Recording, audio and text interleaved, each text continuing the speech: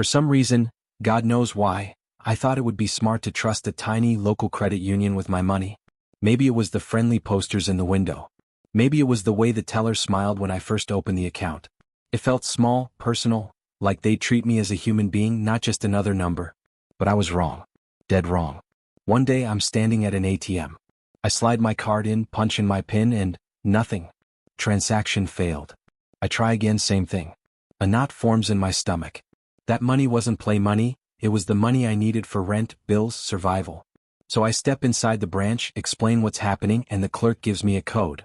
Apparently this was their little backup system, where you could punch in a code and take cash straight from your account, no card needed.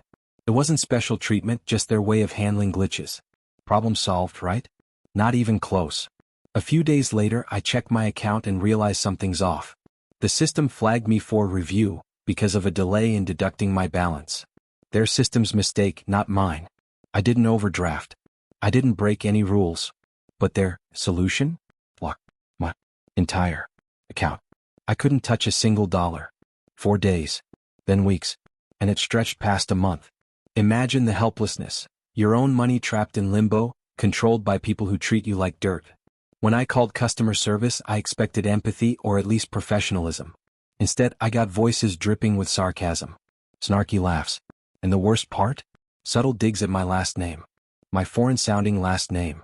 Well, maybe if you understood how American banking works. One rep sneered.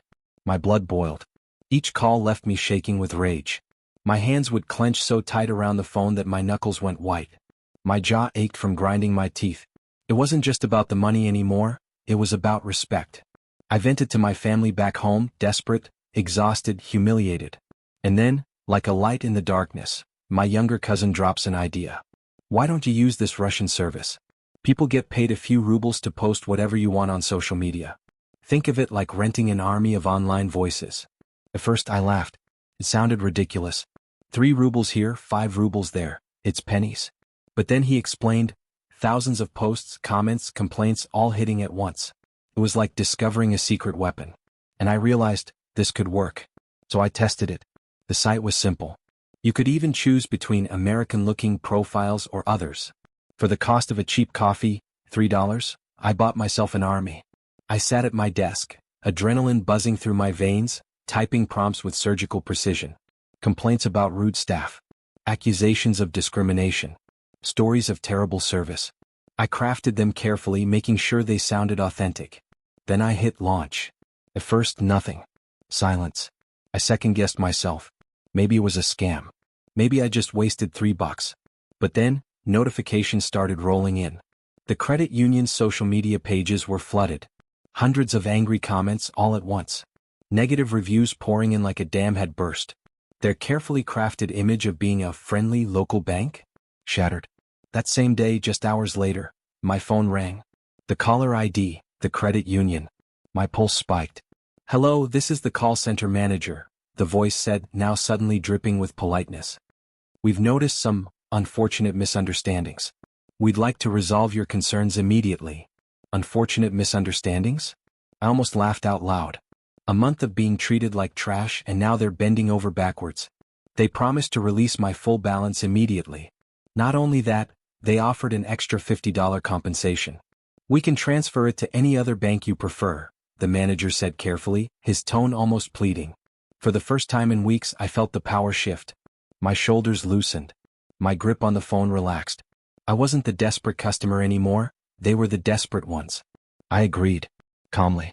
Professionally. But inside I was grinning ear to ear. They thought they could stonewall me, disrespect me, mock me. And in the end, $3 of Russian rubles brought them to their knees. The funniest part? They probably knew exactly what had happened. They just couldn't prove it. There was no way to link the bot storm back to me. So they wrapped it up with a smile, pretending it was all positive resolution. Too bad for them, I couldn't exactly call off the bots. The posts stayed, staining their reputation for weeks, maybe months. That was their problem now. And me? I walked away with my money, an extra $50, and a lesson burned deep into my brain. Never underestimate someone you think is powerless.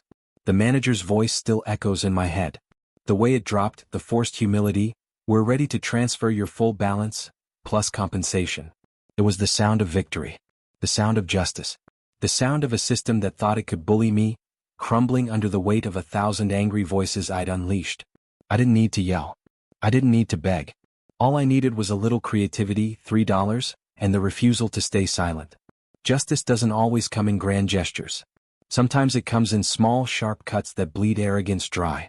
That credit union learned the hard way that power shifts fast when the people you look down on decide they won't stay quiet anymore.